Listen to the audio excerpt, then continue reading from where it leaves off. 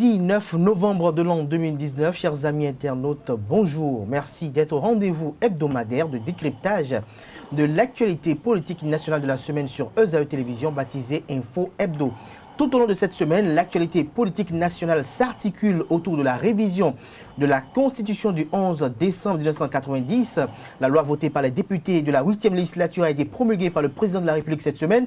Tout au long de cette semaine également, au cours de cette semaine, le président de la République également a effectué un entretien exclusif avec deux confrères, l'un de France 24 et l'autre de Radio France Inter. Et pour en débattre ce jour sur Info Hebdo, je reçois pour vous Agapite Napoléon Maforican. Il est consultant média communication, il est analyste et chroniqueur politique et sera face à Constantin Amoussou, un autre analyste et chroniqueur politique. Il est également acteur politique. Sans plus tarder, on les retrouve pour le décryptage. Le décryptage ce jour, comme je l'annonçais à l'entame de cette émission, se fera avec vous. Constantin Amoussou, bonjour. Bonjour Kader. Bonjour à vous, vous êtes analyste et chroniqueur politique. Merci d'avoir accepté notre invitation malgré votre agenda très chargé. C'est un plaisir d'être ici. Je dis bien des choses aux téléspectateurs, aux fidèles auditeurs, à tous ceux qui prennent du plaisir à accorder leur audience à cette chaîne de télévision qui quand même fait énormément. Et vous êtes face à Agapite Napoléon Maforican, qui est désormais un habitué de ce plateau d'Info Hebdo. Merci également d'accepter notre invitation malgré votre agenda également très chargé. Merci Kader, merci à tous les internautes, tous les amis de EZAE TV. Alors, Agapite Napoléon Maforican, avant d'aborder le sujet relatif à la révision de la Constitution, j'ai oublié d'annoncer à l'entame de cette émission également que nous allons également parler du frère Melchior qui nous a quittés. Mais à l'entame d'entrée de jeu, Agapite Napoléon Maforican, l'actualité, c'est le président Patrice Talon qui a eu à effectuer une sortie médiatique avec deux confrères, l'un de France 24 et l'autre de RFI. Quelle appréciation faites-vous de cette sortie médiatique du président de la République, Patrice Talon? Vous devez parler de frère Melchior, le professeur Albert qui pour moi est un père spirituel, je ne l'ai jamais caché. Ça fait près de 40 ans de ma vie, 30 ans, ça veut dire quand même qu'une bonne partie de ma toute petite vie, je n'en ai pas beaucoup, où j'ai été sous la sidération de l'énorme intellectuel et du très grand homme de culture que fut Albert Évora, un homme d'anticipation. Pour moi, on ne peut pas démarrer cette émission sans lui faire rendre hommage. Après, pour moi, l'homme politique est resté pour moi anecdotique. Mais pour moi, l'intellectuel, le grand patriote, le grand citoyen, l'intellectuel hors père, hors homme, reste au-delà de tout. Et je salue sa mémoire, je salue tout ce qu'il a pu faire et l'héritage des pistes qu'il a défrichées, qu'il a touchées, qu'il a entamées et il reste à la génération future, celle que nous constituons et celle à venir, donc de poursuivre le chemin. Il a terminé son parcours ici-bas, que la paix le soit et que son âme connaisse cette paix. Alors, avant de vous laisser poursuivre, je vais quand même recueillir peut-être un témoignage de Constantin Amoussou qui a connu également le frère Melchior. Je vais en parler avec peut-être un peu d'émotion, mais la vérité, c'est que je ne voulais pas en parler. Parce qu'il y a un an, c'était la dernière fois que j'étais allé le voir, notamment en octobre 2018. Le frère Melchior m'a dit qu'il ne souhaitait pas qu'on lui rende des hommages posthumes. Il m'a dit, je suis ici à Adiati retranché, personne ne demande après moi, personne ne prend de mes nouvelles. Tous attendent que je meure pour venir me rendre des hommages. Et il m'a cité le nom de quelques personnalités, il m'a demandé si je les voyais. Puis il m'a dit, je ne suis pas très content d'elle, de ces personnalités. Et ça m'a rappelé une chose. Il y a 10 ans, notamment le 7 novembre, presque jour pour jour, 2009, alors que j'étais encore co-animateur avec SPD au logo de l'émission Bonjour Citoyen, le frère Melchior a sorti ce que l'on peut considérer, oui, en tant que tel réellement, comme son dernier ouvrage, Le bonheur de servir. Nous l'avions donc reçu, l'ouvrage est sorti le 4 novembre, et le 7, nous l'avons reçu sur le plateau de Bonjour Citoyen. Et parmi les questions que nous lui avons posées, il en fait une, qui était de savoir que vous plaira-t-il que l'on garde de vous Et à lui de nous répondre rien. Et d'ajouter pour insister, je voudrais qu'on ne garde rien de moi. Il était assez ferme là-dessus. Après, nous avons un peu débattu de cela. Et puis bon, j'ai eu d'autres occasions d'échanger avec lui, je ne rentrerai pas dans les détails. Mais ce qui est essentiel et que je tire de ce parcours sur 10 ans et de souvenirs que je garde de lui, pour quelqu'un qui après s'est montré très très affectueux et très attentif à mon égard, c'est d'un homme, l'idée de quelqu'un qui était très attaché à la nation, qui aimait son pays, qui le voulait voir bien gouverné, qui veut voir les générations qui s'élèvent travailler avec amour et patriotisme pour leur pays, qui veut voir le nom du Bénin grandir et qui veut sentir que l'héritage que la Conférence nationale des forces de la nation, dont il a été l'un des symboles constitue, ne soit point calvaudé. Je suis triste que sa disparition coïncide un peu avec la profanation de la Constitution.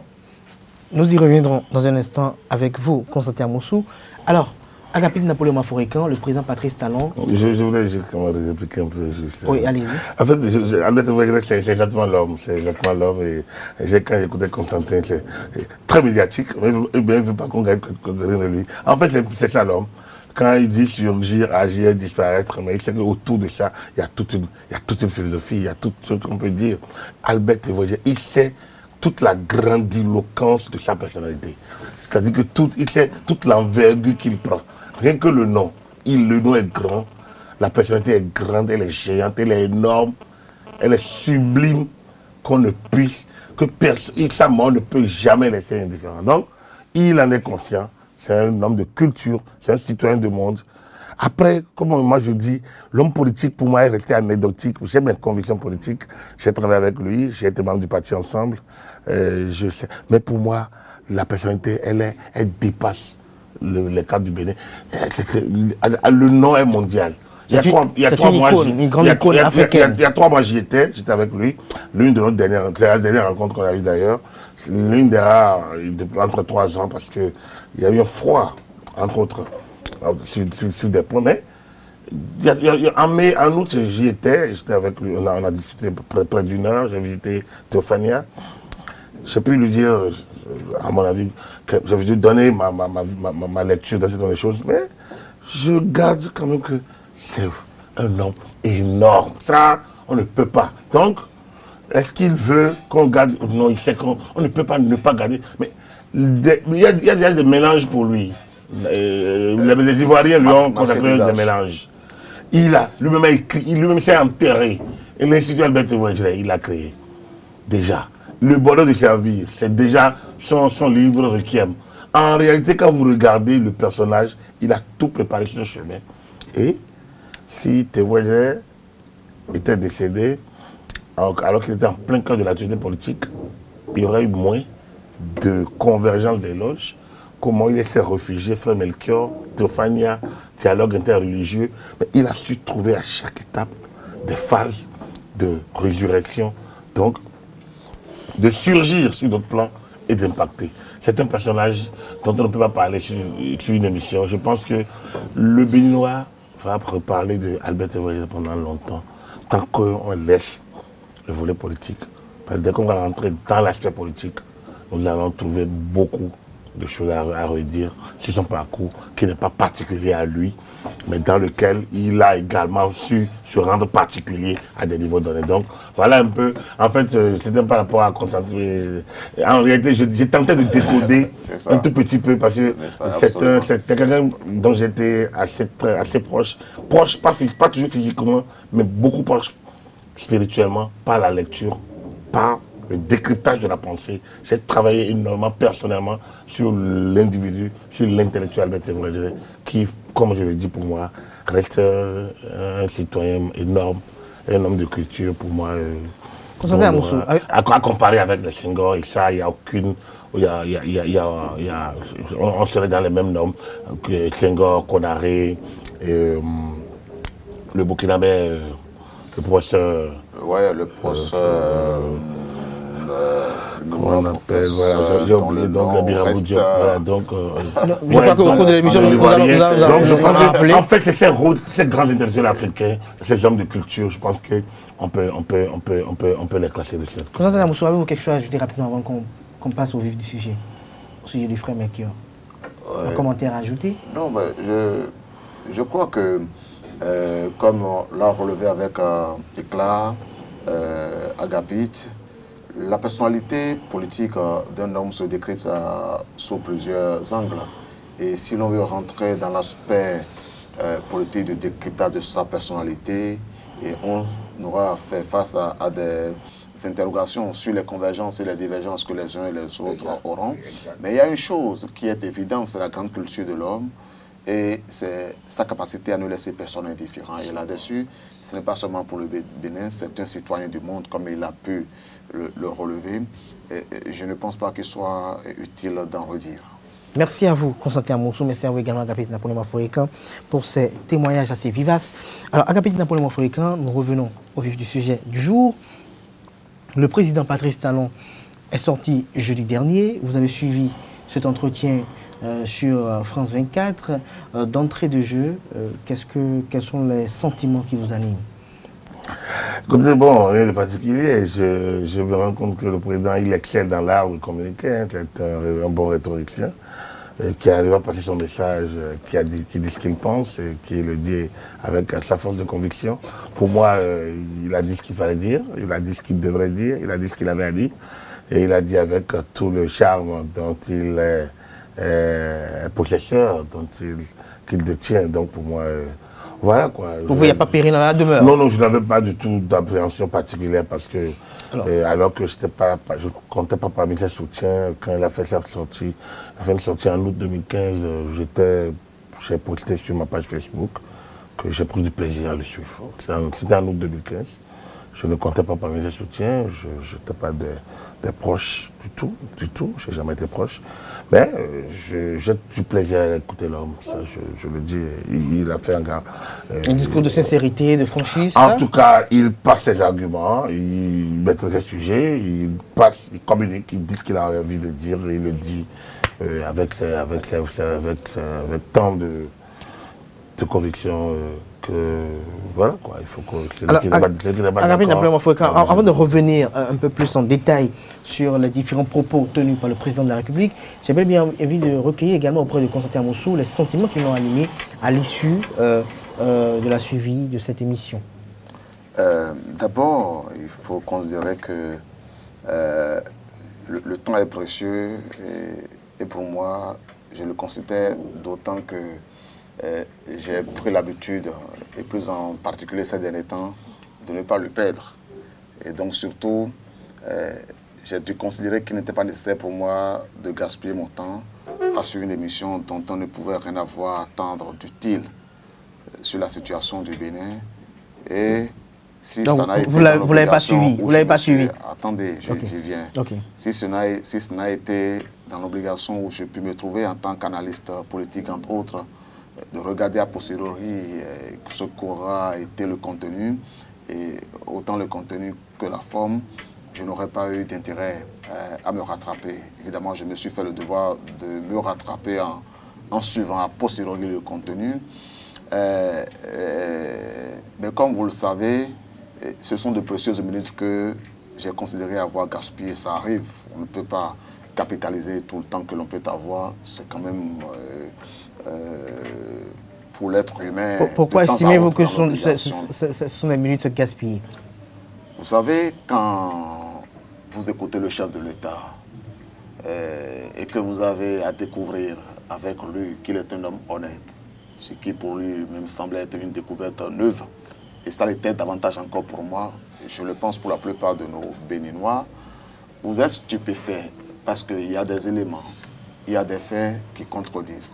Et de considérer que l'on avait à s'asseoir devant son poste téléviseur ou se câbler devant les antennes de radio pour avoir écouté un chef de l'État qui, plutôt que tel, décide de se faire renard sur les bords, éviter de parler à cœur ouvert et surtout de se présenter, se présenter comme un homme sincère, on est quand même choqué. Je vous donne quelques exemples. Vous écoutez un chef de l'État qui dit être un homme honnête. Attention, ça a un sens. Ou alors on peut être obligé de recourir au sens du mot honnête dans le dictionnaire. Mais pour autant, et je considère que pour Agapite, autant que pour vous et que pour moi, cela est clair, de savoir que cet homme honnête, qui se découvrait d'ailleurs tel, et moi davantage que lui, dit et soutient qu'il était probable que ce soit les chasseurs venus de l'intérieur du pays qui aient tiré sur la dame qui est morte à Kaderoun. Les images ont circulé dans le monde entier, chacun a pu voir, et l'on sait que les événements de l'intérieur du pays qui ont impliqué les chasseurs se sont déroulés bien plus tard. Et cela suffit, ajouté à d'autres événements nombreux que vous connaissez, pour donner la mesure de qui il était. Et enfin, pour interroger l'art de l'éloquence, l'art de la parole, tel qu'il fut historiquement, ça n'est pas que principalement l'art de pouvoir mettre un mot à sa place, ou peut-être même dans l'élocution, dans la façon de tourner, d'argumenter. Ce n'est pas que le ratio, ce n'est pas que la logique. C'est aussi, pour reprendre les formules historiquement reconnues dans les temps, disons dans la grande époque de la rhétorique romaine, l'homme de bien qui parle bien, de bien d'abord, c'est-à-dire un homme qui est sincère, un homme dont la pensée est orientée vers la vertu. Et ce fut aussi la grande époque, pour parler de la rhétorique de ce qu'elle est, parce que Agapite, mon grand frère, parlait de rhétorique, de savoir que la rhétorique, c'est d'abord l'art de la défense du bien. Et là-dessus, comment n'est-on pas choqué quand on a suivi un homme comme celui-là, qui sur ce qui est advenu à cette dame refuse d'émettre de la compassion et dit qu'on ne va pas éternellement se câbler, se focaliser sur cela. Manque même de rendre hommage à cette dame dont le simple nom pèse si lourd pour lui qu'il a préféré l'appeler cette dame anonyme. Et pour moi, j'ai souffert. J'ai considéré que le peu de temps que j'ai dû passer à écouter, en différer cette émission, fut du temps que juste mieux fait d'économiser, soit pour aller faire un peu de marche, parce que l'on éprouve du plaisir à faire de la marche, comme chacun de vous. J'imagine que Napoléon en a fait de temps à autre et qu'il éprouve le grand plaisir que l'on peut avoir à le faire. Que ce temps, j'espère pu encore l'utiliser à lire un beau livre comme il y en a de beaux, comme ceux de quelques amis que je suis allé rencontrer tout à l'heure à Kodiam et que j'ai découvert avec beaucoup de plaisir. Et quand vous n'avez eu votre temps à dépenser que pour écouter un chef de l'État qui pose comme tel et dit à la fin qu'il est un homme honnête, mais enfin, mon cher, j'ai regretté ce temps perdu. C'est ce que je voulais dire. Alors, je dis Distel, Agapite Napoléon Mafourican, pardon. Vous avez suivi tout à l'heure, à l'instant, Constantin Amoussou, qui dit avoir perdu son temps, qui dit avoir relevé dans les propos des contradictions, qui dit avoir relevé dans des propos certains non-dits. Agapite Napoléon Mafourican, est-ce que vous partagez cet avis? Non, on n'a pas Constantin sur moi, on est différents, il le sait, je le sais, donc on ne peut pas demander à partager la même chose. Moi j'ai pris du plaisir, comme je vous l'ai dit, et il a perdu son temps, il a raison, il a ses raisons. Vous savez, lorsqu'il y avait la déclaration, au moment où le programme d'action du gouvernement était en train d'être lancé, je ne l'ai pas suivi également. Je ne l'ai pas suivi parce que j'étais sur une autre dimension, j'étais dans une autre posture, donc je me suis dit, bon, je perdrai mon temps à suivre, parce que tous les gouvernements qui passent ont toujours un programme d'action. Donc pour moi, c'est un non-événement. Ça dépend toujours de là où on se situe, donc pour moi, je ne vais pas m'éterniser sur ça, parce que c'est un choix. Nous sommes 10 millions de Béninois, c'est normal que tous n'aient pas les mêmes intérêts sur les mêmes choses. Et c'est d'ailleurs la même, c'est bien parce que nous avons 4 télévisions, on a 5-6 chaînes de télévision privées et une chaîne nationale. Si tout le monde doit suivre les mêmes choses, on doit aligner nos programmes par ailleurs. Donc vous voyez, on est obligé d'avoir, moi France 24 diffusait le chef de l'État. Sur d'autres chaînes, il y avait des éléments culturels, il y avait des éléments sportifs. Donc c'est normal qu'il n'y ait pas les mêmes intérêts, ça, j'ai pas de souci. Par contre, au niveau là où je veux intervenir, c'est au niveau de cette dame dont, vous voyez, les Béninois, c'est ça, c'est un peu ça, c'est de bonnes règles. Mais si je demande à Constantin, est-ce qu'il connaît Désiré Araba, Feu Désiré Araba, il va me dire non, il ne le connaît pas. Vous-même, vous ne connaissez pas, vous êtes jeune. Mais Désiré Araba a été abattu par les éléments de la garde présidentielle de Mathieu Kérékou en 89, lors de l'ouverture en 88, lors de l'ouverture de la session conjointe du parti de la Révolution populaire du Bénin. Le chef d'État se rendait au PLM.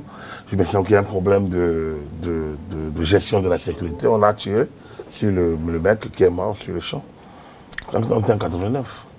Est-ce qu'il y a un mausolée qui lui a été fait? Est-ce qu'à la conférence nationale, on lui a rendu hommage? Non. Mais il est mort. Il est mort, il a été abattu. Il a une famille. Est-ce qu'on se souvient des noms des gens abattus par la garde présidentielle de Boni Yaya Ouida, par exemple? Qui se souvient encore des noms de ces personnages, de ces citoyens? Ils ont une âme, ils ont une respiration, ils ont une tête, ils ont deux pieds, ils ont deux mains, ils ont de la famille, ils ont des parents. Un peu, pourtant. Qui te rappelle encore ces choses-là?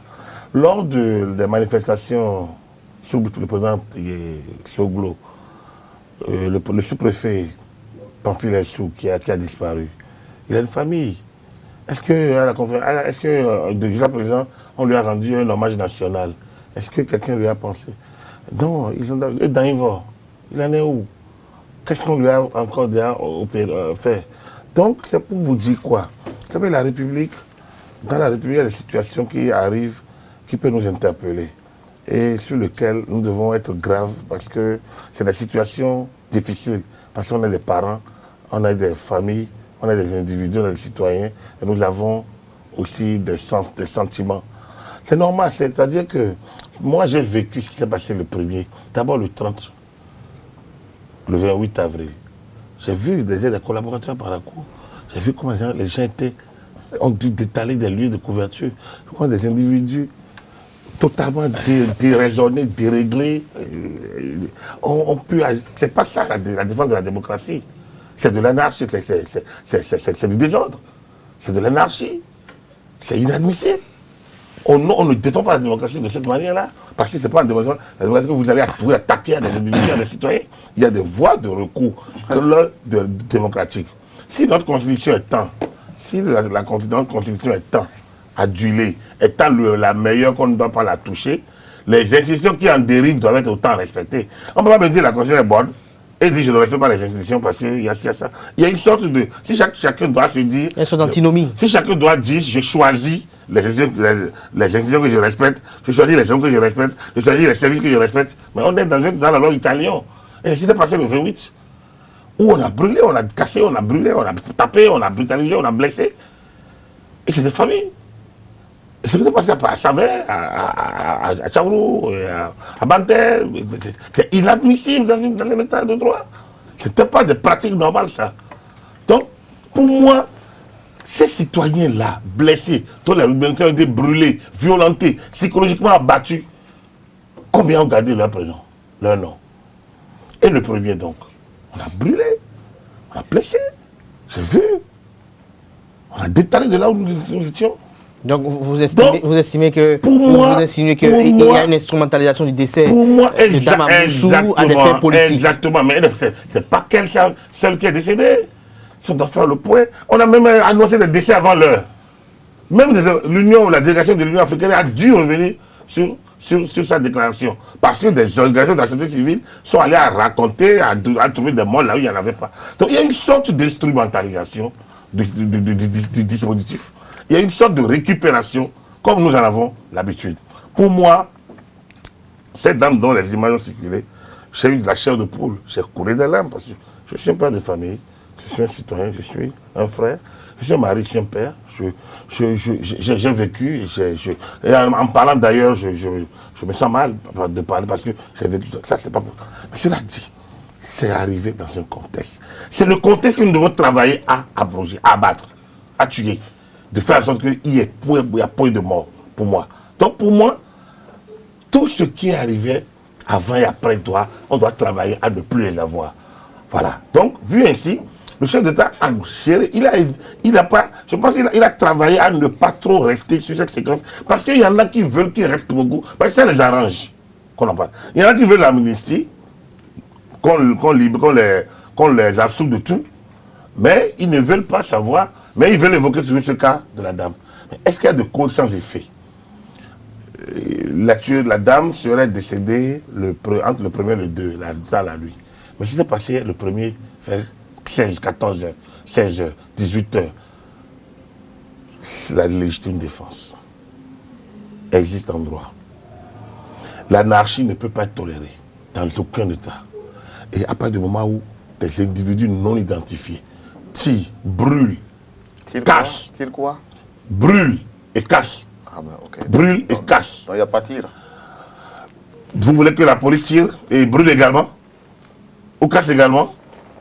Les forces de l'ordre sont là pour maintenir l'ordre.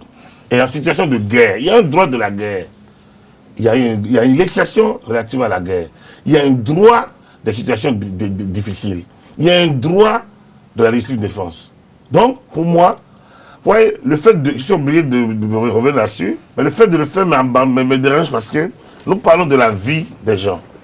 Et aller sur ce terrain pour des fins politiques me pose un gros problème. Cela ne vous agrée pas du tout. Parce que je trouve que d'un camp comme dans de l'autre, les gens ont des parents qui souffrent dans leur chair, dans leur peau, et qui ne seront pas d'accord en nous écoutant parce qu'ils sont dans telle ou telle position, parce qu'ils ont perdu des hommes chers, des êtres chers. Et en dehors de ça, dans tout État, je vous ai dit, combien de personnes se rappellent de Araba Désiré? J'étais très jeune, j'étais très marqué à l'époque, parce que ce gars, il roulait, il n'a pas fait attention aux actes de la garde présidentielle, ils ont tiré à l'époque. Mais la Conférence nationale ne l'a pas réhabilité. Les mercenaires du 16 janvier 1977, les mercenaires du 16 janvier qui défendaient la patrie, qui ont pris leurs armes, il a fallu que quelqu'un revienne au pouvoir pour qu'on puisse réhabiliter les familles en leur déboutant un fonds. Mais le 16 janvier 1977, aujourd'hui, au niveau du Bénin, personne ne célèbre le 16 janvier 1977. Mais des gens ont, au nom de la patrie, de l'État, sont sortis. C'était un régime qui était un régime légitimé de l'époque. En 90, on ne les a pas réhabilités à la Conférence nationale. Donc, pour moi, tout ça, c'est relatif. La Conférence nationale, pour moi, n'est pas un truc... Pour moi, c'était une bonne messe, mais une messe conjoncturelle, c'est-à-dire qui était obligatoirement obligé, qui passage était forcé, obligatoire, où l'État n'existait pas, il y avait une décadence, une banqueroute totale, que quoi puisse trouver la parade. La conférence a eu lieu, on en est sorti. Un peuple sérieux aurait dû rapidement tuer la conférence en organisant des séances comme le dialogue politique qu'il y a eu pour vraiment poser la bonne problématique de la gestion d'un pays en temps moderne. On ne l'a pas fait, on s'est couché sur une constitution dont on regarde des institutions, mais qu'on ne veut pas. Donc, vous voyez, dans l'un dans l'autre, il y a beaucoup à redire sur ce volet d'essais de citoyens dans des situations compliquées. Peut-être que quand on va lancer une commission vérité de réconciliation, vous allez voir qu'il y a eu beaucoup ailleurs, avant, et il faut peut-être trouver un mécanisme pour y mettre fin, sans que les gens en fassent une récupération personnelle ou politique. Alors, Constantin Amoussou, est-ce que vous aussi vous voyez une certaine antinomie au niveau des faits et gestes de certains acteurs politiques? Et est-ce que vous voyez également une instrumentalisation du décès de Dame Amoussou à des fins politiques en vue de pouvoir, un temps soit peu, accuser le pouvoir en place d'être auteur du décès de la pauvre dame? Merci. Agapita a dit des choses qui m'ont interpellé et qui m'obligent à faire des développements sur lesquels je me mettais en devoir de réserve. Et tout à l'heure, nous avons croisé le professeur Todonou qui parlait de mon mémoire de premier cycle, de son volume, de son contenu. Et justement, c'était un mémoire qui est consacré au droit de la guerre. Au droit de la guerre, pour dire que le droit de la guerre que vous avez évoqué, c'est mon domaine, c'est ma spécialité. Et plus spécifiquement encore, le droit des conflits armés non internationaux. C'est-à-dire, si on doit considérer ce qui s'est passé au Bénin sous l'angle où le présente M. Agapé Napoléon, mais avant lui, le chef de l'État, ce qui s'est passé donc à Cotonou, les 1er et le 2 mai, relèvent du domaine du droit de la guerre. C'est-à-dire c'est un conflit. Le Bénin était un État en guerre. quand on est en face d'une situation de guerre, les 4 conventions de Genève de 1977 et les 2 protocoles additionnels de 1979 contiennent l'essentiel des obligations auxquelles les États, autant que les autres belligérants, sont soumis. Tous les belligérants étant définis comme les différentes parties qui sont engagées dans le conflit. Autant l'armée officielle que les autres personnes que l'on suppose être armées. Dans ce cadre, il y a 2 choses qu'il faut relever. La première, la conduite de la guerre.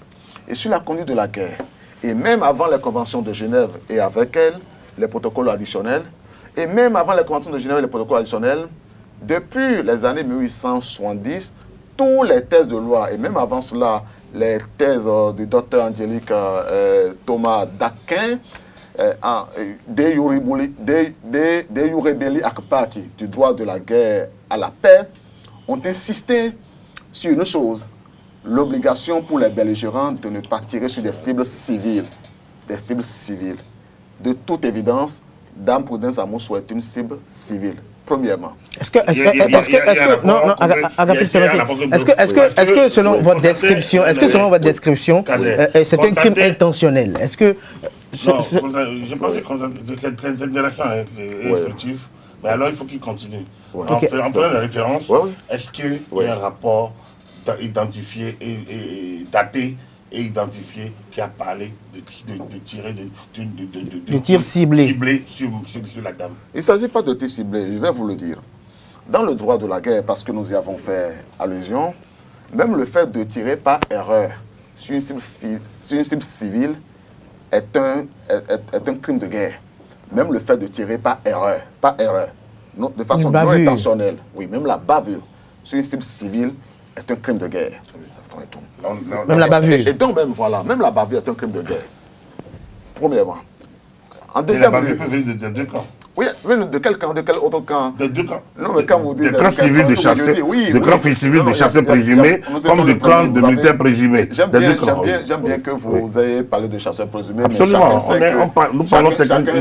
Chacun sait que les premiers et 2 mai, une question de chasseurs n'était pas advenue. Absolument. Et que la question des chasseurs n'était advenue que plus tard. Non. Depuis le 28, ils étaient actifs depuis le 28. Je peux avoir des images de chasseurs. Moi, j'ai vu des images de militaires, et tout le monde a vu des vidéos de militaires en train de tirer, mais je n'ai pas vu d'images de chasseurs à Cotonou. Est-ce que les vidéos que vous avez vues sont identifiées?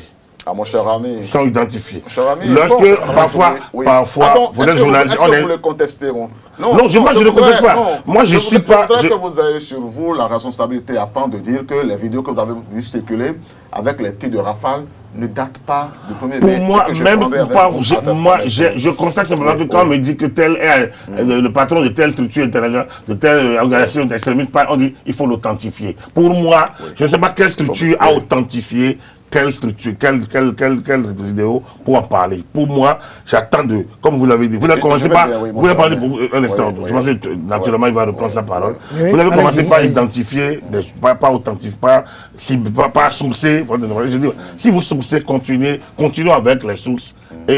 Donc, du coup, lorsqu'on évoque le tir, lorsqu'on évoque des rapports, il faut qu'on les date. Donc, est-ce qui a tiré sur qui? Est-ce qu'il y a un rapport? Pour moi, c'est pour ça qu'il dit, nous avons connu tellement de cas où il n'y a jamais eu de rapport. Il faut que nous puissions peut-être en arriver où les responsabilités soient partagées, soient situées. Je suis d'accord. Mais aujourd'hui, chacun situe sa responsabilité d'où il est, et ça me pose un problème. C'est tout.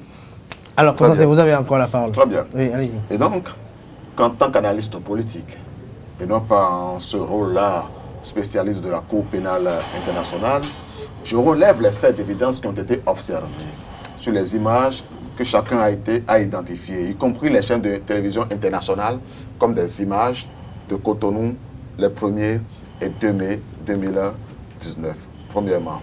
Et deuxièmement, sur la notion de la riposte, on a, dit qu'il y avait des gens qui brûlaient. Et c'est vrai, il y avait des pneus qui étaient brûlés, il y avait des barricades. On a même dit qu'il y a eu des... un peu furieuse. Oui, on a même dit qu'il y a eu des cocktails Molotov. Et il semble que j'ai vu des choses qui ressemblaient à cela. Oui, il y a des vidéos du genre. Voilà. Mais après, quand on a fini de voir ça, dans le droit de la guerre que mon doyen... Mais les édifices ont été incendiés. Oui, c'est avec les cocktails Molotov, on a dit, et tout. Et donc, des édifices publics incendiés. Dans le droit de la guerre, d'abord, qu'on appelle encore le droit international humanitaire, c'est son second nom, il y a humanitaire, c'est le droit de la protection de l'homme. Et donc, en aucune façon, on est foutu de mettre un être humain sur un pied d'égalité avec de la matière. Alors, Qu'en conséquence, oui. il y a lieu d'observer et de regretter que parfois, il y a eu des désagréments matériels, il y a eu de la destruction de biens matériels, mais que j'ai toujours été choqué, vous me laisserez finir sur la idée suivante, que j'ai toujours été choqué lorsqu'on a voulu mettre sur un pied d'égalité les biens matériels et les êtres humains protégés par le droit de la guerre.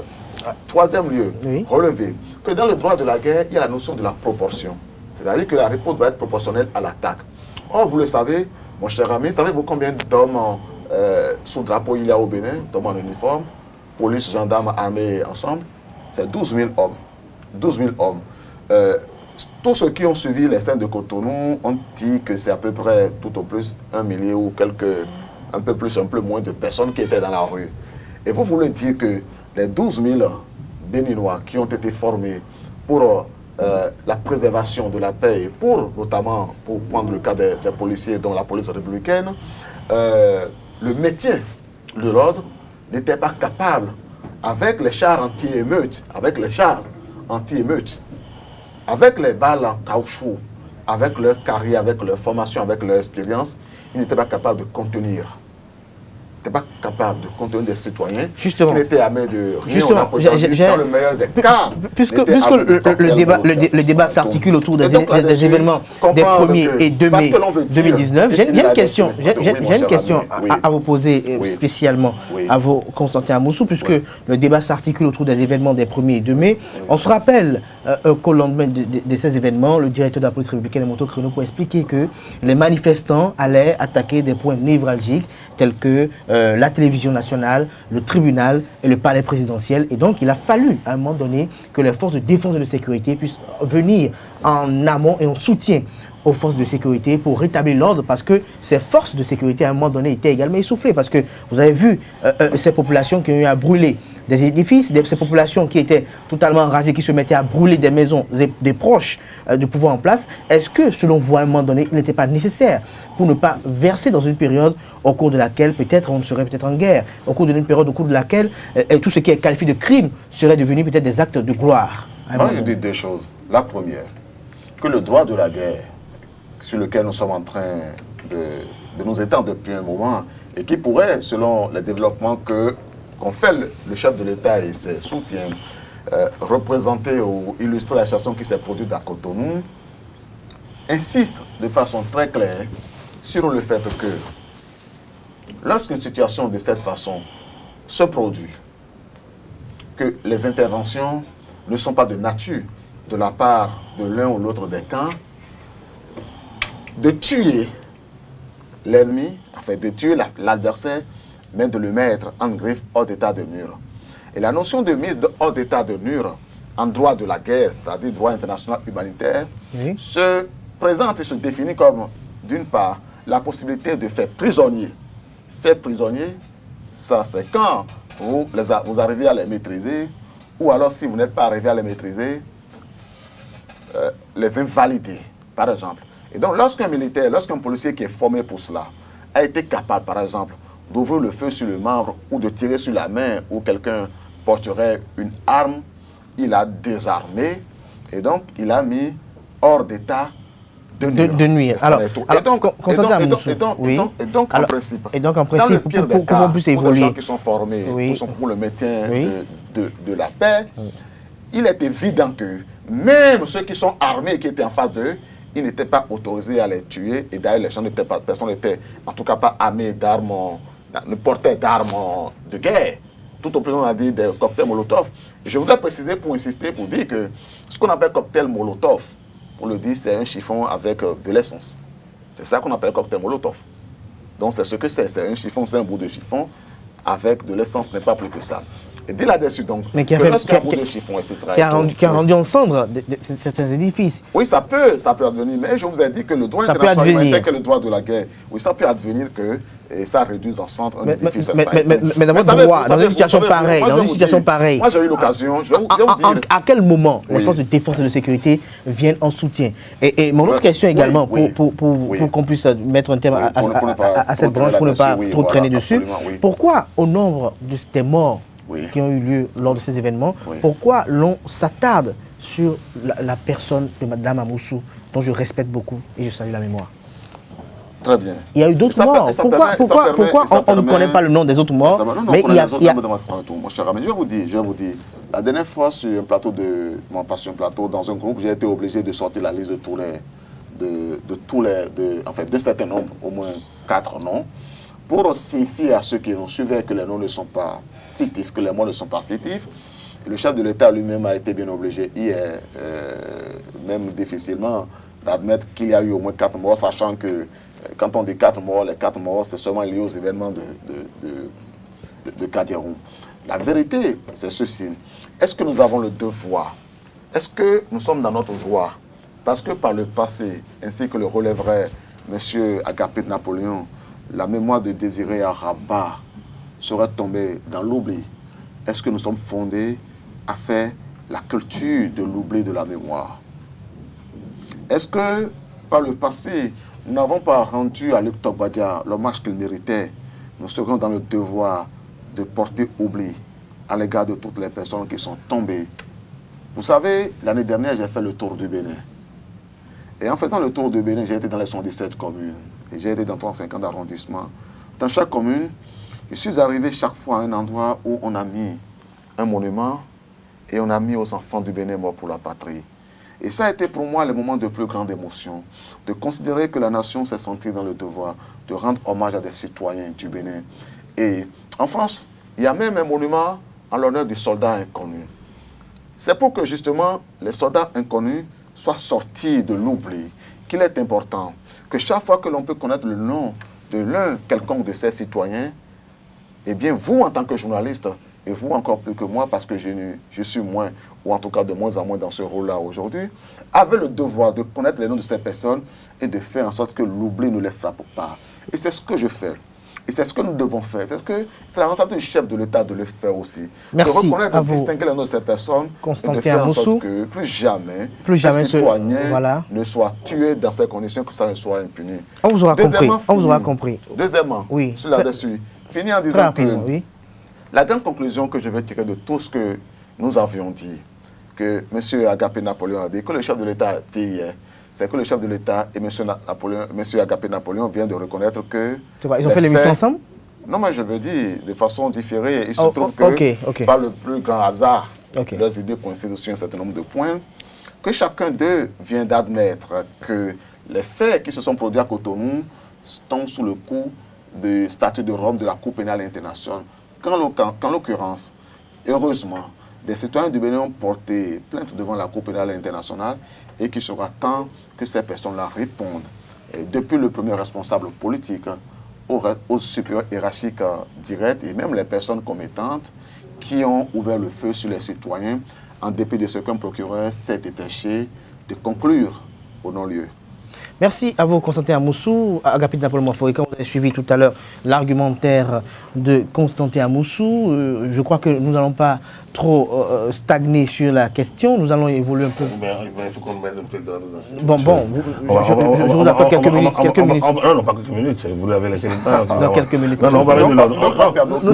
Le sujet intéressant qu'il faut mettre de l'ordre. Nous parlons des choses sensibles. Nous parlons de la mort. Compte tenu de la sensibilité. Nous parlons de la mort. Nous parlons des citoyens. Allez-y. Le sujet n'est pas facile à aborder parce que simplement, comme je vous ai dit, chacun est meurtri quand on a fini d'enterrer. Vous savez, j'ai toujours été, j'ai perdu assez tôt des parents, je suis un homme très sensible à la mort. Et quand je vois au cimetière parfois, je regarde toute la masse, la meute qui est là.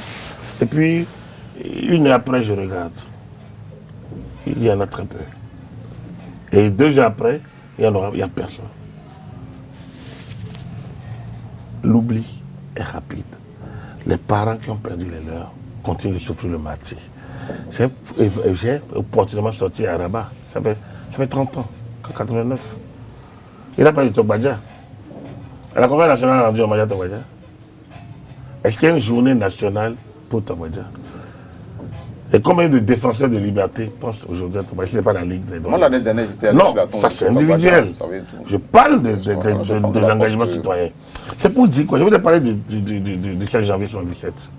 Je voudrais parler de, vous savez, la défense de la patrie et des idéaux de vivre ensemble ne sont pas des choses faciles. Et pour moi, ce qui s'est passé le 28 à Parakou a été déterminant de ce qui s'est passé après le premier à Cotonou. Le 28 il m'obligerait à parler après. Non, tu as longuement parlé, oui. Si tu parles, on parlera de ça. Non, mon cher, je t'ai laissé énormément. J'ai vu à Parakou, j'ai une équipe. Mais quand les forces de l'ordre sont restées impassibles, laissant des individus drogués, dépassés, armés, brûlés domicile, brûlés, on appelle ça quoi?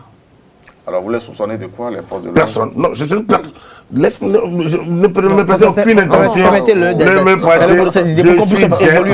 Je suis zéro, j'ai au bout de ma pensée. Je dis, on appelle ça quoi? Et comment le droit international de la guerre appelle ça? Des citoyens. Non. Oui, des gens nous écoutent. Oui, tout à fait. Laissez-moi. Des citoyens étaient meurtris dans leur peau. On a brûlé. Des gens, il y a la mort directe, mais il y a la mort lente, la psychose, la peur panique, la paranoïa. Ce qui s'est passé le 28 à Parakou, à Tchaourou, c'était une déclaration de guerre à l'État. Et les forces de l'ordre sont restées, ils ont subi. Des citoyens ont été meurtris. Personne, ces citoyens n'ont pas de nom. Il serait intéressant que l'État défasse ça devant la Cour pénale. Non, laissez-moi. Tout à l'heure, vous avez. Vous l'avez exprimé, on vous a compris. C'est facile, vous savez. Il faut. Moi, je suis. Je suis partisan. Je comprends l'esprit. Je suis partisan comme maître de l'ordre. Parce que c'est trop facile de prendre Tamamoussou. Mais personne n'âme. Vraiment courage ses parents. Mais Dieu. Il y a dans des conditions où des gens qui veulent créer la zizanie, le désordre, l'anarchie, ont créé des situations pour mettre du désordre dans le pays. Alors donc, quand déjà j'entends un homme comme Brian Soglo dire le 1er mai, vers 14h, que Patrice Talon a perdu le pouvoir, et que c'est vrai qu'il a fait du temps, sur une radio internet, sur des forums, sur des réseaux sociaux, j'ai encore l'enregistrement, je dis mais attends, on est dans un pays normal où un chef d'État fait l'apologie du coup d'État. Oui, on est dans une... C'est facile. Regardez la Côte d'Ivoire, regardez le Zaïre, regardez la Syrie. C'est facile de rentrer dans une situation d'anarchie ou d'absence de pouvoir, de désordre, de guerre interne. C'est difficile d'en sortir. Moi, je suis un défenseur de la liberté, mais je suis un citoyen. Je pense qu'un pouvoir légitime en place doit être soutenu. Lorsque des éléments dégénérés viennent en venir pour pouvoir parler de démocratie. Ce n'est pas le cas de démocratie. Le pouvoir légitimement en place et légalement en place, c'est le pouvoir de Patrice Talon, élu. Donc plein de soutien, ne trouvant plus leurs intérêts, peut-être pour des raisons ou pour d'autres, sont partis. C'est normal. Ils sont dans d'autres situations. C'est normal. Je ne parle pas du tout de Constantin. Il ne faut pas qu'il pense que je parle de lui. Il est loin de mes pensées. Mais il y a plein de gens qui sont rentrés dans d'autres schémas et créent des situations. Moi, je dis non. Moi, je suis citoyen. Moi, je veux vivre dans un milieu tranquille. Donc, il faut que nous remontions à plein de ces années de situations que dépassent ces gens-là. Sinon, on va s'attaquer au 1er mai seulement. Et au 1er mai, je dis, je ne sais pas qui a tiré. Moi, j'ai évoqué la législation de défense. Mais l'armée n'a pas fait de déclaration. Il n'y a pas eu de communiqué de l'armée pour dire nous avons tiré. La police n'a pas dit nous avons tiré. Le chef d'État lui-même n'a pas reconnu. Le procureur n'a pas débouché, n'a pas dit. Moi, je veux savoir, je veux lire. Je veux que des enquêteurs indépendants, je veux que des gens, parce que j'ai écouté plein de radios, Amnesty International, telle ONG, mais dites-nous votre source. Si vous n'avez pas de source, nous restons toujours dans la rumeur. Merci à vous, Agapit Napoléon Mafoïka. Nous allons progresser. Nous allons progresser. C'est pas sur fond de rumeurs qu'on va bâtir une vérité. Moi, j'aurais bien aimé que nous ayons finalement un jour la vérité sur ces différents cas qui relèvent de nébuleuses. Depuis la Révolution. Alors, toujours, même les 30 ans de renouveau démocratique, il faut qu'on cherche des vérités sur Pamphile Ressou, sur Daïvo, sur le cas dont on a parlé, les coups d'armes, les coups de feu peut-être de premiers qui ont tué, s'il y a eu armes réelles.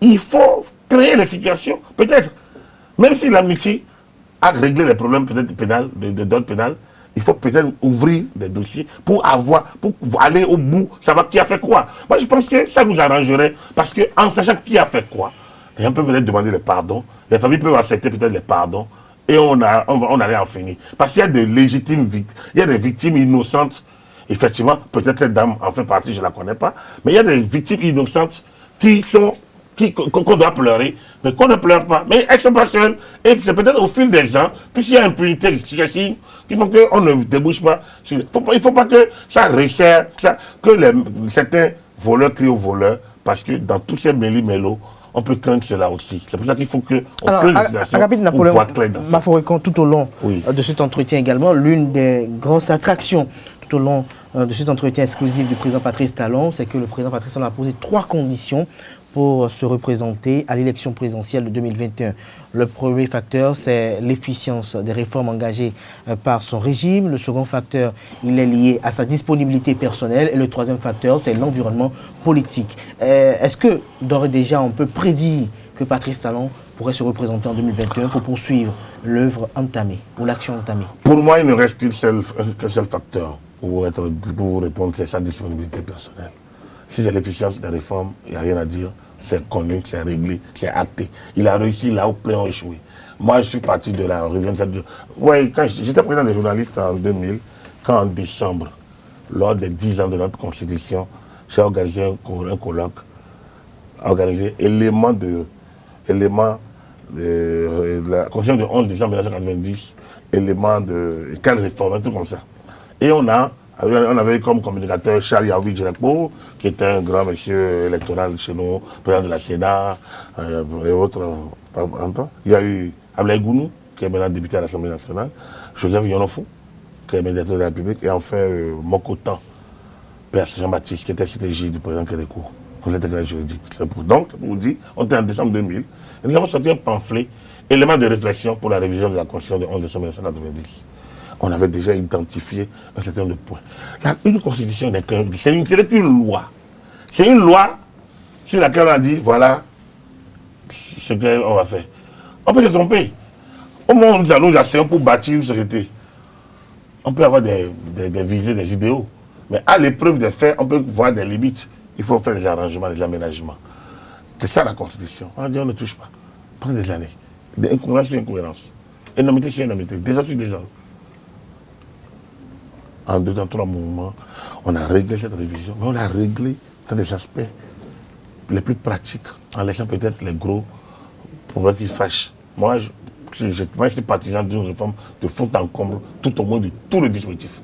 Ça n'a pas été le cas, ça a été une réforme à minima, mais qui a au moins permis au président Talon d'acter ces réformes. Je pense que quand on regarde son projet de société, 3 ans et demi, 4 ans après, il l'aura conduit aux 3 quarts les réformes institutionnelles et politiques qu'il avait pensé mettre en œuvre. C'est vraiment, il est le seul, il est l'unique de tous ceux-là, depuis 60. Depuis 60. Le système révolutionnaire, les 20 ans de la révolution ont essayé structurellement après 1975 et le PAPB de mettre en œuvre, et la Constitution de 1977 ont essayé de mettre en œuvre les organes d'État centraux du pouvoir d'État. C'est vrai. Mais en dehors de ce système, c'est le seul à réussir. Donc, sur le plan de l'efficience, le dialogue politique a permis d'acter les réformes politiques. Il faut réaménager ce qui n'a pas marché dans l'achat des partis. Il faut refaire cet effet. Il faut refaire ce qui n'a pas marché dans le code électoral. Ça devrait l'être aujourd'hui. C'est vendredi 8 hier. Donc, donc, ces éléments doivent avoir été vendredi 9, vendredi 8, bien sûr. Oui, vendredi 8. Voilà. Donc, il faut agir sur ces textes qui ont créé problème. C'est fait. Dialogue politique, ça a été fait. Réviser la Constitution, c'est fait. Agir sur les éléments pour amener la paix dans le pays, c'est fait globalement. Les mesures d'apaisement. Les mesures d'apaisement. Donc, quand on regarde, on ne peut pas dire que ce facteur, l'efficience, donc ça, c'est réglé. Au niveau de la classe politique, aujourd'hui, je pense que je ne vois pas un Béninois sérieux, un Béninois soucieux du développement de son pays, qui ne veut pas que Patrice Talon continue pour terminer les réformes qu'il a engagées. Je le dis d'autant plus que, vous savez, on a prévu la gestion générale pour 2026. Il aurait terminé sa second quinquennat s'il en prenait de nouveau en 2021. Voilà quelqu'un à qui les nouvelles réformes, c'est-à-dire qu'il n'a pas taillé une constitution pour qu'il en bénéficie absolument. On va dire, il y a la question de la vice-présidence, il fallait bien l'essayer avant l'échéance réelle. Donc, l'un dans l'autre, pour moi, je pense qu'il a fait de son mieux. Maintenant, il reste une question qui ne dépend que de lui. Personnelle. Est-ce qu'il est disponible? Ça, il n'y a qu'à lui. Il n'y a que lui d'en décider. Je reviens à Agapit Napoléon je reviens au sujet de la révision de la Constitution. Mais je conclue quand même que par rapport à sa sortie d'hier, je conclus là que par rapport à sa sortie d'hier, au-delà de son prochain mandat éventuel sur lequel il a donné, je pense qu'il a essayé à celui qui veut écouter le message de comprendre où est-ce qu'il va et la boussole, le sens qu'il a conduit à son action politique. Il a livré sa boussole morale. Il a une boussole sur laquelle il travaille, il sait où il va, il sait ce qu'il a voulu faire. Quand un parlement, par exemple, on lui a parlé des crises des élections, des gens qui ont été abandonnés. Lorsqu'un parlement est légitime en place, un parlement en place, avant son arrivée, vote des lois. Si le parlement n'est pas, si les hommes et les femmes, on dit que c'est soutien BMP, mais c'est pas lui qui les a fait élire. Ils étaient des élus dans plusieurs camps. S'ils ont rejoint, c'est des parlementaires libres et autonomes dans une république normale avec une constitution que nous aimons tellement. Donc si ces parlementaires rejoignent son ami, donc c'est son action qui les a sidérés. Ils l'ont suivi, ils ont voté des tests. Maintenant les gens disent on ne vote pas ces tests. Du coup, est-ce qu'il y a une structure législative au-dessus du Parlement de la République? Voilà la question fondamentale à laquelle il a répondu hier, par exemple, qui est la réponse centrale à apporter à tout le reste, parce que c'est justement ce refus de respecter le Parlement, l'une des institutions de notre République, une institution phare. C'est l'injure portée aux députés de la 7e législature, élus en 2015, avant que Talon arrive en 2016. C'est là le vrai fond du débat. Il a répondu. Donc, à partir du moment où il a répondu à cette question, je pense que tout le reste... Il n'y a pas rien à voir. Je pense qu'il a réussi son exercice. Il a réussi son exercice. Heureusement, ils l'ont finalement écouté parce qu'ils ne sont pas habitués à l'écouter tout le temps. J'étais content au moins pour une fois, il lui a tendu ce micro. Parce que bon, on a tellement parlé du Bénin sans les Béninois, enfin sans les Béninois qui résident et qui vivent la réalité, que bon, il fallait quand même un jour donner la parole au tout premier des Béninois. Au tout premier des Béninois, et cela a été fait effectif. Alors, Constantin Amoussou, la même question. Le président Patrice Talon pose 3 conditions pour se représenter à l'élection présidentielle de 2021. La première, celle de sa disponibilité. La seconde, l'efficience de ses réformes. Et la troisième, si la classe politique s'y prêtait favorable. Alors, après avoir suivi également l'argumentaire de Agapit Napoléon Africain, Constantin Amoussou, qu'est-ce que vous pouvez dire face à cet état de choses? Moi, j'ai rigolé en l'écoutant dire. Et j'aurais aimé ne pas avoir rigolé aussi en écoutant mon aîné Mafricain. Non, ça ne me dérange pas. C'est faire la bonne ambiance. Il faut rigoler seulement. La vérité, c'est qu'il n'y a que ceux qui ne suivent pas et qui ne comprennent pas l'agenda secret de Patrice Talon qui se perdraient encore dans des conjectures. La vérité, c'est qu'il faut avoir lu Machiavel, le prince, que Patrice Talon et les siens pensent être les seuls à avoir lu, et peut-être qu'ils sont au moins les seuls à exécuter avec la même rigueur, enfin avec cette rigueur, je veux dire, qui consiste à tout faire pour confisquer le pouvoir. Et au fond, ce qui est important au-delà de tout, ce n'est pas la personne de Patrice Talon, et de toute façon, ne m'intéresse pas du tout. ni maintenant, ni après, ni ce qu'il ferait. Mais ce qui m'intéresse, c'est le Bénin. Et parce que le Bénin m'intéresse, je ne peux pas accepter que le Bénin devienne l'otage de Patrice Talon. Et ce qu'ils ont appelé réforme constitutionnelle a justement consisté à prendre le Bénin en otage et en faire l'objet d'une chosification désormais à la seule guise de M. Patrice Talon. Je vous donnerai des éléments d'appréciation. Un instant, Constantin Moussou, pour qu'on puisse, puisque nous sommes à quelques minutes de la fin de cette émission, Constantin Moussou, nous allons aller droit au sujet. Oui. La révision de la Constitution, elle a été actée, elle est promulguée. Vous avez une révision constitutionnelle qui dit désormais qu'aucun président de la République ne peut faire plus de 2 mandats dans sa vie. Le mandat des députés est limité. La Cour des comptes, elle est instituée dans cette Constitution. Il y a une discrimination positive au profit des femmes. Nous avons également la chefferie qui est introduite dans cette nouvelle Constitution. La ratification, la procédure est plus simplifiée pour le gouvernement. Qu'est-ce qui vous fâche, vous? Qu'est-ce qui, selon vous, n'est pas en phase avec les aspirations démocratiques dans ce qui a été fait par les députés de la 8e législature? J'ai aimé que vous soyez rattrapé en finissant par la ratification. Parce que c'est une question de rattraper, je vous pose une question. J'ai vu une opération qui n'est pas différente de ce que j'ai vu ailleurs, y compris sur les chaînes internationales, qui est une opération de publicité. Et pour de vrai, une opération de relations publiques qui cache. Et vous savez que dans le grand art, s'il vous plaît... Il fait partie de l'action publique. Agapit, permettez-le. Vous aurez le temps de conclure. On se connaît bien. Vous aurez le temps de conclure. Sur le même terrain de travail, ça fait partie de l'action publique. On ne peut pas travailler sans faire de la relation, sans faire de public relation. Ça, c'est pas possible. Ça, c'est quand même... Ça fait partie de... Allez-y, concentrez. Est-ce qu'on peut reprocher à un militaire de faire des opérations de tir? Donc, c'est de ça qu'il est en train de... Merci à vous, Agapit Napoléon Mouafé, qu'on a compris. Alors, Constantin Moussou, vous pouvez poursuivre votre argumentaire. Et donc, quand nous avons écouté tout cela, on remarque que vous avez fait exactement ce que... Enfin, vous avez prêté le flanc à ce que Patrice Talon fait. C'est-à-dire, s'il vous plaît... Je vous ai posé une question.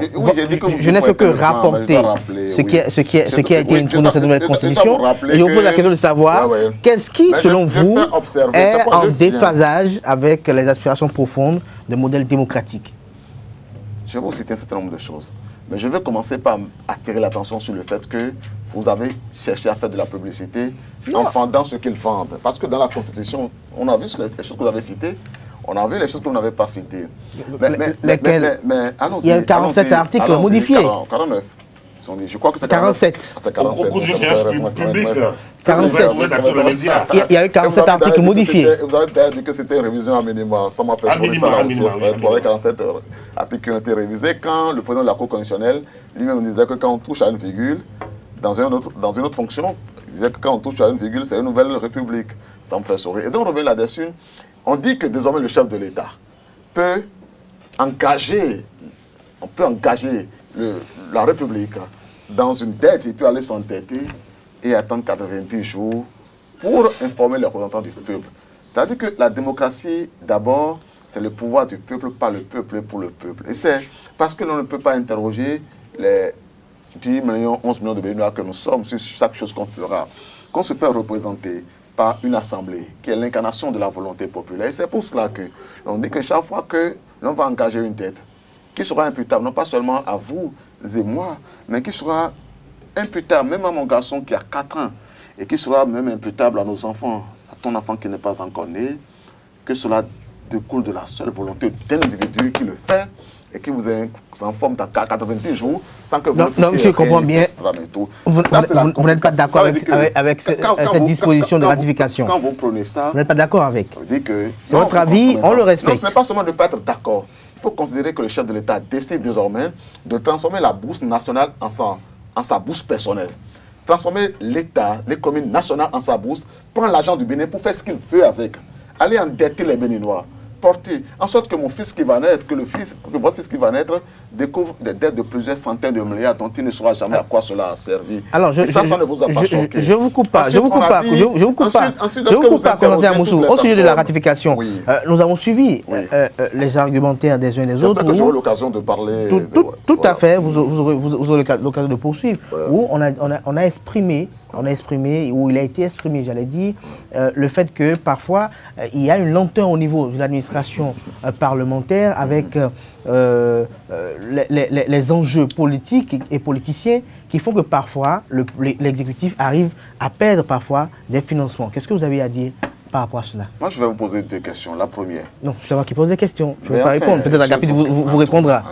Oui. Aussi, si vous préférez, je vous le dirai. Au fond, c'est une fausse question que je vous posais.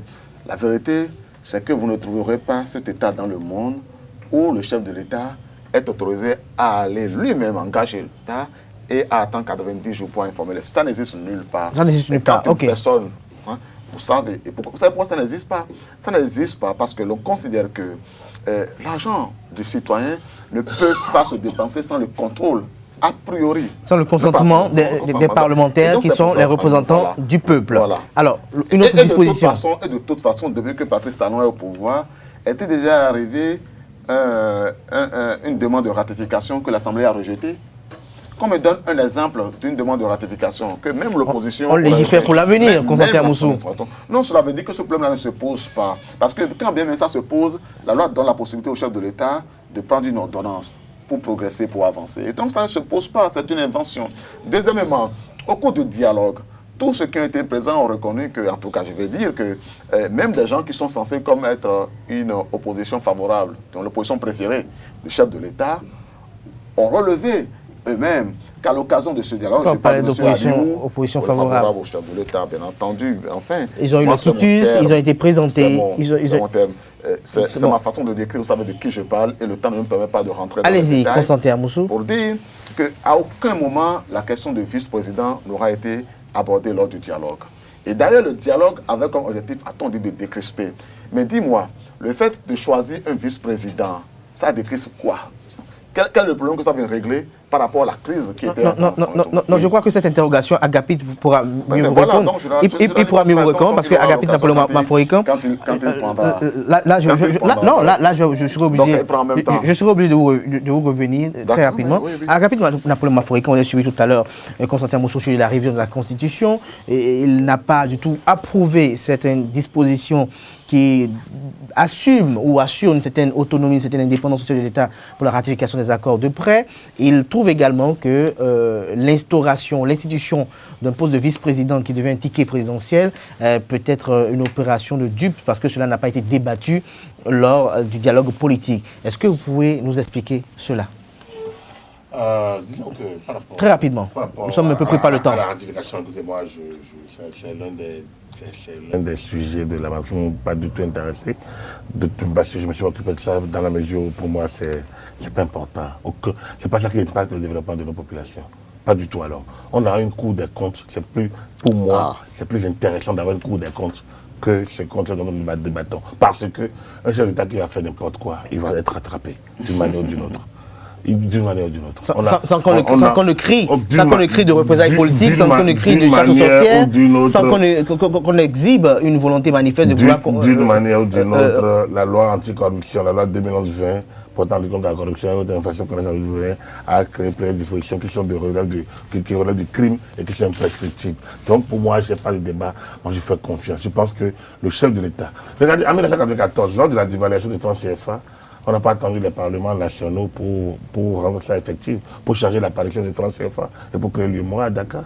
Le 11 janvier 1994, le 10 janvier, on a réglé la question de la parité. Le 11 janvier, on a créé le franc, on a créé l'UMOA avec ces organes. Et ça c'est imposé de droit, parce que la Constitution même a réglé ces questions-là. Il y en a qui ont valeur supérieure à la Constitution. Donc les autres qui doivent être validés par le Parlement. Bon, si la Constitution même essaye de trouver, donc d'alléger la disposition législative concernant les ratifications d'accords internationaux. Il n'y a pas péril à la demeure. Pour moi, c'est vraiment pas des questions de développement majeur, d'où est venue l'institution du ticket présidentiel? Non, là également, vous savez, depuis 30 ans, il n'y a pas eu de vacances de pouvoir. Donc pour moi, le point ne se pose pas non plus. Un vice-président, un président de l'Assemblée nationale, machin. Mais l'inquiétude de Constantin Moussou, c'est que ça a l'air d'une décision unilatérale, puisqu'il y a eu un dialogue politique. Attendez. D'où vient? Attendez. Le dialogue politique a réglé les questions, les frictions liées à l'élection présidentielle et aux élections législatives. Il me semble. Le dialogue politique a réglé les frictions liées. Donc, code électoral, charte des partis politiques. Et après, on a parlé de la décrispation. Donc, la situation post et pré, les situations électorales et les situations post-électorales. Ça, c'était réglé. J'ai entendu les vôtres dire que c'est le dialogue, c'est la poursuite du dialogue, ce sont les conclusions du dialogue électoral. D'abord, je ne sais pas qui les vôtres. Moi, je suis un analyste politique, je ne suis pas membre du gouvernement, je ne suis pas au Parlement, je ne suis pas à la direction de la communication, je suis citoyen, j'opine et je soutiens. Je trouve que les actions du gouvernement entrent dans le cadre. Lorsque vous avez élu, lorsque nous avons élu, vous savez, depuis 90, le président est élu, les mêmes personnes qui disent de l'élire, après on dit dans quel parti. La question que je me pose, s'il part, vous faites venir un autre. Un an après, vous dites qu'il doit partir. Moi, je n'ai pas fait campagne pour le président Yahi parce que je ne le connaissais pas, je suis ma proche. Aujourd'hui, je ne le connais pas non plus. Je ne lui ai jamais serré la main, je ne connais pas son numéro. Je n'ai jamais visité les cercles qu'il visite. On ne s'est jamais croisé, je le dis. La mouvance, je ne les rencontre pas. Je ne suis ni de bloc I, ni de bloc P. Mais je suis à l'aise en défendant, en opinant, parce que j'estime que c'est ce que nous avions cru, par exemple, en président Yahi, quand on le soutenait également. On a vu, il faut agir, il faut pas être dans l'immobilisme, il faut bousculer le mammouth parfois, parce que les gens s'asseyent dans leur confort habituel, ça ne va pas, ça ne doit pas les toucher. Voilà ce que nous allons faire et qui est intéressant. Je trouve que la révision de la Constitution, vous n'avez pas le poste de vice-président, non. Le dialogue politique a réglé les questions. Maintenant, un groupe d'experts a travaillé. Et quand vous lisez le rapport d'experts, je pense que c'est l'un des meilleurs documents d'experts de notre temps. Ça, parce que ce qui est intéressant, c'est que vous pouvez l'enseigner dans les écoles. Hypothèses, et situations, problèmes posés, situations envisagées, et possibilités, et voilà chaque possibilité avec ses conséquences. Je pense que c'est un travail, c'est un document d'école, c'est un document qu'on peut enseigner. À partir de ce moment-là, c'est des éléments que le comité d'experts a mis à la disposition de l'organe politique maintenant qui prend. Une constitution est une vision politique. Une révision d'une loi, est une option politique de l'instant. Il n'y a rien à dire. On demandait à l'autre, au président américain de ce temps-là, c'est quoi la meilleure constitution? Il a dit quoi? Pour quel peuple et à quelle époque? On peut pas. Donc, aujourd'hui, le Parlement estime qu'on peut, au-delà des questions qui ont été débattues légitimement au dialogue politique, on peut régler un certain nombre de problèmes liés. Donc, nulle part, la révision de la Constitution a été décidée par exemple par le dialogue. Nulle part. Mais le dialogue a évoqué un certain nombre de sujets. Maintenant, le groupe d'experts a dit, si on doit aborder les élections générales, on doit toucher à la Constitution. Donc, et ainsi de suite. Donc, je vois chacun est à sa place. Chacun est à sa place. La question de vice-présidence a été l'une des hypothèses. Le comité d'experts a dit, président de la Cour constitutionnelle, comme l'a dit notre Constitution, selon le cas, président de l'Assemblée nationale, comme l'a dit la Constitution, selon le cas. Et maintenant, si on ne veut pas ça, voilà la possibilité. Peut-être que c'était moi, peut-être que je ne proposerais pas ça. Mais c'est le comité d'experts, c'est pas moi, c'est eux. Il faut bien que d'autres. Donc, alors, eux, ils ont proposé, notre Parlement est allé dans ce sens. Donc, pour moi, ça m'est égal. Ça change chez moi. Je pense qu'il n'y a pas à craindre un vice-président, Kader. Il n'y a pas à craindre un vice-président.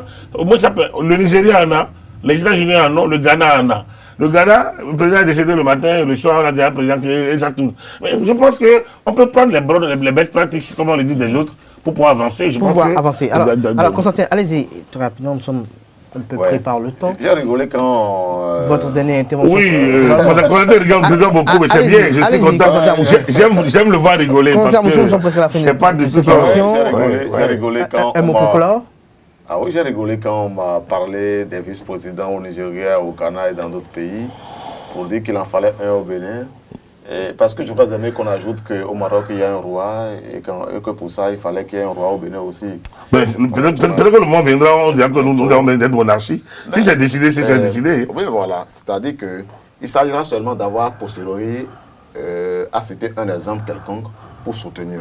Et tant que l'idée serait de trouver des arguments pour soutenir ce qui est fait, de bon ou de mauvais, il y aura tous des arguments. Parce que la matière de la réflexion est à ce point ambivalente qu'il y aura toujours des arguments pour ou des arguments contre. En revanche, ce qui est pérenne et, de mon point de vue, doit être gardé à l'esprit de chaque citoyen, c'est de s'interroger sur le bien de la patrie. Et dans ce que j'appelle le bien de la patrie, M.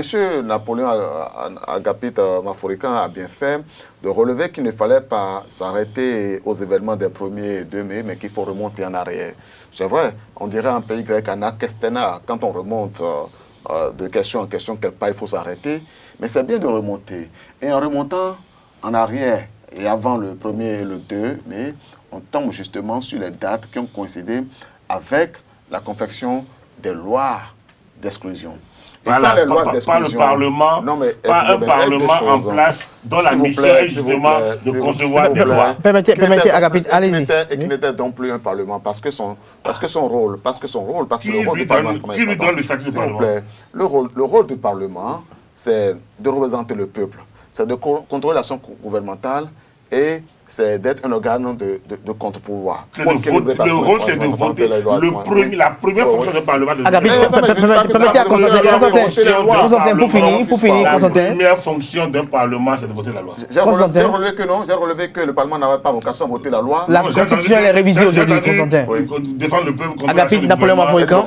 D'abord, Agapit Napoléon Maforikan. voter la loi. Permettez à Constantin d'aller au bout. La première fonction est la fonction de représentation. De quoi? Représenter le peuple. Où ça? Merci à vous. Merci à vous, Constantin Moussou. On vous aura compris. Vous n'allez pas vous accorder par rapport à ce sujet. Agapit Napoléon Maforikan, nous sommes à la fin. Nous sommes à la fin de cette émission. Je crois que nous allons nous revoir dans notre espace pour pouvoir opiner. J'ai pensé que j'ai pu avoir l'occasion de parler de la Cour des comptes qu'il a citée parce que...